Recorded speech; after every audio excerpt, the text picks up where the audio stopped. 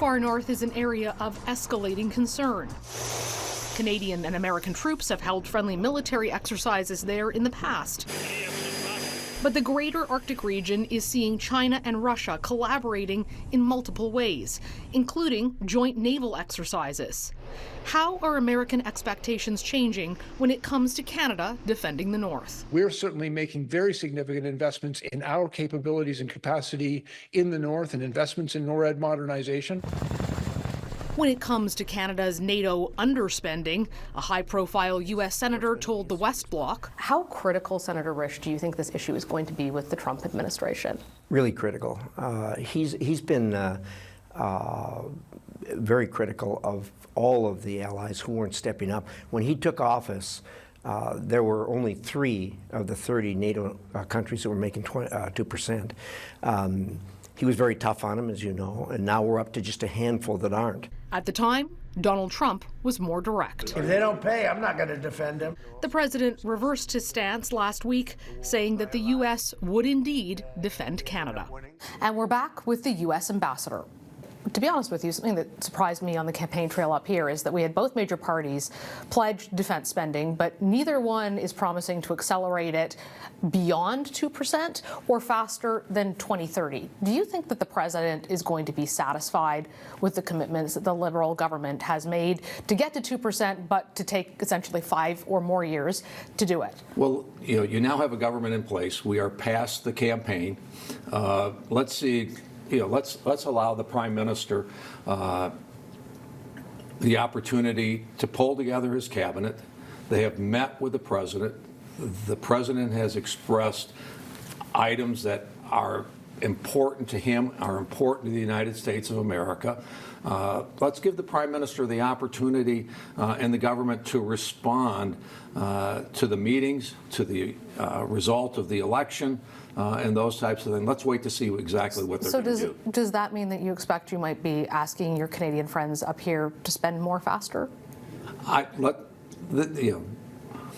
The Prime Minister and the President had a great discussion covering a wide range of these issues. Let's give the Prime Minister the opportunity to lay out for the Canadian people, which, that's his audience. He made it very clear. Not his audience, but he said, those are the owners of Canada. His bosses, as it were. His bosses. So let's allow the Prime Minister, to lay that agenda out in the coming days and see exactly where he's going to go, rather than me speculating what the Prime Minister of another country is going to be doing. When it comes to the Arctic, this has been another big issue for President Trump, and I think people forget it, but it was a big issue for President Biden too. And your predecessor, David Cohen, who I spoke to often, really was pushing Canada about you need to spend more in the Arctic. You've got to get up there. China and Russia are up there all the time. There's serious concerns. What would President Trump's America expect of Canada in terms of abilities to protect the Arctic? Because we absolutely need to, but it's also really expensive and really slow to get things done up there. And we can do this together, okay? I mean, we've got NORAD, defense agreements. We've partnered with the Canadians on national security issues. I mean, we mentioned the 80th anniversary of the end of World War II now. I was in the Netherlands when it was the 75th anniversary, and we had lots of commemorations. The Dutch are so appreciative of the sacrifices the Americans and the Canadians made. I mean, the Canadians were there on D-Day. The Canadians did the Battle of the Scheldt. The Americans and the Brits and the Poles, we did Operation Market Garden. But as we got to the northern part of the Netherlands, the Americans and other allies, we turned right and we went into Germany. The Canadians, they turned left. They liberated the Netherlands. They liberated my parents. So we have a Five Eyes agreement.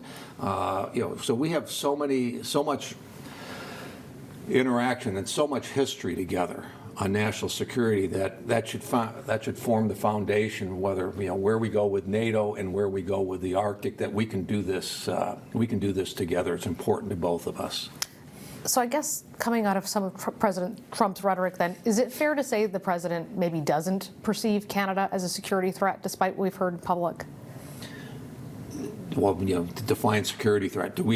You're not a threat to Not America, but is it potentially vulnerabilities, the border, a vulnerability? I mean, again, let's see exactly where this government is going to go. We know that it has been. That's why there's been so much focus on the Arctic. We need to outline a plan, and then we have to implement that plan to make sure that the Arctic is, and our northern borders are not a vulnerability. We can get this done. What is your number one message that you would like to give to Canadians today in terms of your priorities representing the Trump administration here in Canada? That Canada and the United States have a long history. People have talked about a restart or a reset, and I kind of shy away from that. Okay, yeah, we had a few rough months and those types of things, but we have strong economic ties. We have strong national security ties. We have strong personal ties. I've got family that lives in Canada, okay? And that is the framework. I used to be on the Intelligence Committee, all right? And I traveled around the world, and I would talk to the folks that are actually doing the work to keep us safe, all right? They're spying. The ones who don't come on this show. Yeah. The ones that don't come on the show. And, we'd have a change in administration or a change in policy and those types of things, and you would say, how does that affect your day-to-day work? And I'd say, yeah, Pete, we're aware of the change, and, maybe and I don't want to discredit, what the Prime Minister and the President are talking about as just being noise, and that's real substance there. But they would say, we've got a job to do. Okay, we've got to keep America safe. We've got to keep our allies safe, and we just go about do that job, and it really doesn't change that much. And I think, there's been noise down, here too, but the economic issues are important. Businesses are still doing business together. I hope that families who have other members on the other side of the border, they're still sitting down and having dinner together, and they're still interacting. There is so much to this foundation. We will be stronger in the future, and watching the Prime Minister and the President, they both want that same outcome.